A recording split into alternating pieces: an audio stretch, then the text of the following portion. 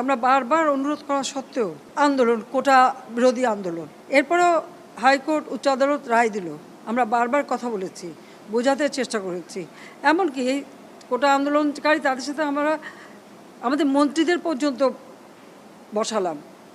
একটা কথা বলে যায়, ফিরে যায় আরেকটা করে। যে দাবি তারা করেছিল, সমস্ত দাবি শুধু মানা না, তার থেকে বেশি আমরা দিয়েছি, হাইকোর্টই দিয়ে দিয়েছে। তারপরেও কিন্তু এখন থামেনি। কেন থামেনি? আমি দেশবাসীর কাছে সেটাই আমি বিচার চাই। এখনও নাকি আন্দোলন করতে হবে, দফা প্রথমে এক দফা কোটা সংস্কার করতে হবে।